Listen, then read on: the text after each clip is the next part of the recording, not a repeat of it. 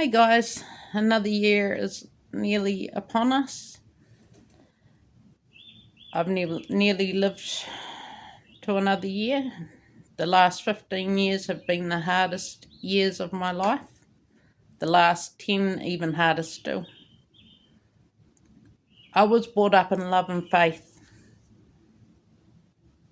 And to be honest, the greatest gift that my family gave me was my faith. Because when I had no one who believed in me, no one who believed me, and no one who loved me enough,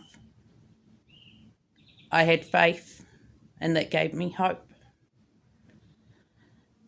15 years of living with a brain injury due to repetitive head impacts has taken a lot from me. I nearly lost my life through my family members' actions. I tried to take my life through her actions.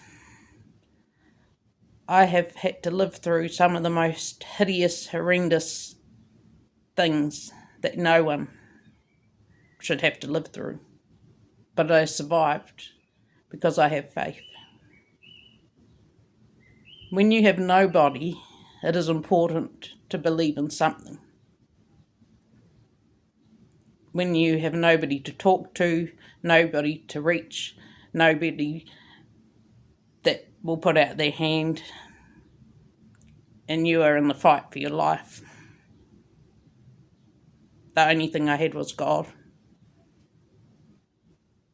I was drugged out of my own existence for a family member's actions and behaviour and false accusations about me to mental health police, the community, and all I had was God. That was the only thing she could not erase from my mind, was my belief in my faith. And that set the stone for me getting my life back. When I sat in front of the judge, I didn't hear a word they were saying. I just prayed and prayed and prayed that God would do what was right and give me my life back. And that's what happened. The judge gave me my life back. He sided with me. He sided against the doctors that were telling him that I had to be on the act for the rest of my life and drugged for the rest of my life. A life where I was nothing, where I was paranoid every minute of the day, where I wanted to end my life every single day of my life. That is how they wanted me to be. Concrete had more feelings. Like I said, I was nothing. But the belief that I had, I could talk to someone, I could reach out, I could say, please, God, give me my life back, and that's what he did. And in turn, he sent people into my life that I needed at the time, people that seen me, people that believed in me, people that, even if they did hear what had been said, they chose me. They chose to be in my life. They chose to love me when everyone else had walked out. So coming up to another year, I'm so glad and grateful for the people that have come into my life, the very few people that stayed in my life throughout it all,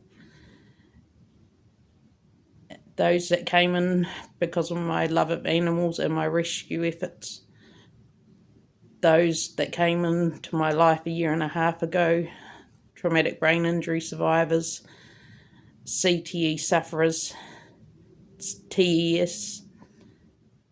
All you guys just mean everything to me. The days I couldn't survive, I survived because of you, the people who walked into my life because of my faith. No one can do this alone. But the very sad fact is that there are many of us that are doing this alone. And I survived so I can help other people. So my pain does not become your pain. So my pain does not become your child's pain. and I've helped save people. I've helped a friend who was going to take his life, not take his life because I'd been there. I could talk him out of it. I know what he's going through every day with this brain injury, so when he needs me, he gets hold of me.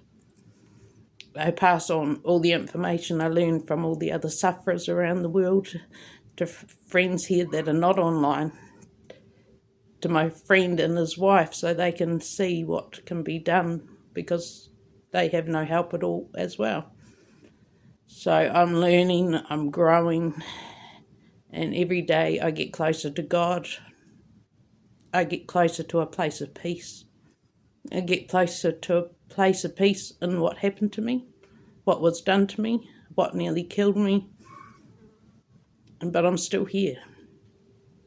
I just want to remember all the people that have lost their battle with brain injury and CTE, those that had fought for so long, couldn't fight anymore, and for those who donated their brains to research so that one day people like me and people like my friends who are in our family around the world will have a chance of maybe living a normal life.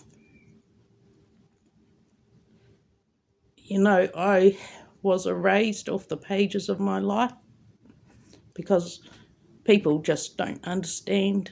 They don't want to know and they fear what they do not know. But anyone who even watches a video or hears what I say or looks at my poetry or hears a song, I just hope that gives you hope. Because for 15 years, it's been hard, but the last 10 have been the hardest of my life. But like I said, when I had no one, I had my faith. And that brought me back to life. So every day's a fight, every day's a struggle, every day my body's breaking down in ways no one even knows or understands. At present, I'm trying to make my home so it's easier for me to live in. So I had my cousin, thank you Anthea, bring in a seat, a raised toilet seat, so on my worst days I will hopefully be able to get onto the toilet instead of having to use the shower. A little pickup thing so I can pick things up for the ground. I've learnt a new way to be able to pick up Dave's poo off the lawn, so just adjusting the way I have to live because I have no help or support apart from that of other CTE and TBI survivors.